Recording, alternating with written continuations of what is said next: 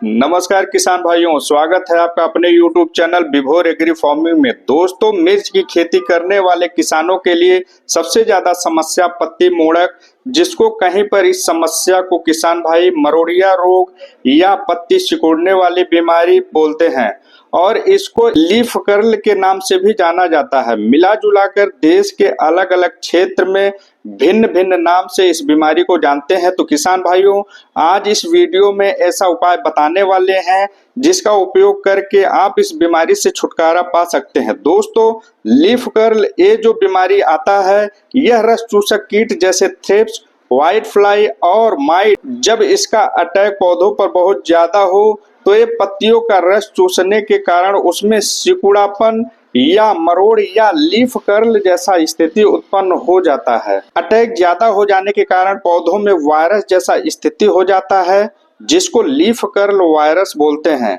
किसान भाइयों, वायरस का प्रकोप ज्यादा हो गया हो, पत्तियां बिल्कुल मुट्ठी जैसा बन गई हो, तो उस स्थिति में किसान भाइयों उस पेड़ को जिसमें मुट्ठी जैसा स्थिति बन गया हो उसको कटिंग करके उस पेड़ को खेत से दूर हटा दें, अन्यथा पूरे खेत में ऐसी स्थिति उत्पन्न हो सकती है और उसको किसी भी दवा से कंट्रोल करना बहुत ही मुश्किल होगा। किसान भाइयों, बात करते हैं पत्ती मूढ़क या लीफ कर्ल।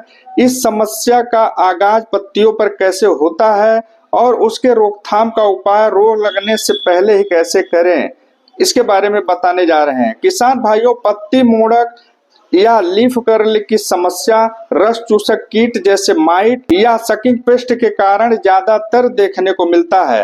किसान भाइयों, पत्तियां अगर नीचे की तरफ कर्ल हो रही हो, मुड़ रही हो, तो समझ जाना चाहिए कि माइट का अटैक हो गया हो। दूसरा, पत्तियां जब नीचे की तरफ पलट कर आप देखते हैं तो महीन महीन लाल कलर का दिखाई देगा, तो समझ जाइए कि माइट का अटैक हो गया है। इसके लिए अगर इसके उपाय की बात किया जाए तो इसके लिए आप माइट का प्रकोप ज्यादा हो गया हो तो आप बायर कंपनी का ओबेरॉन, जिसका डोज 25 से 30 ml प्रति पंप यानी कि 15 लीटर पानी, या इसके अलावा अगर आप उपयोग करना चाहें तो एचपीएम कंपनी का सोनाटा, जिसका डोज 25 ml प्रति पंप, जो पंप होगा वो 15 लीटर पानी के हिसाब से हमें देना है, या बायो एम्पावर, जिसका डोज 10 से 15 ml प्रति पंप के हिसाब से प्रयोग करके हम माइट की समस्या से निजात पा सकते हैं।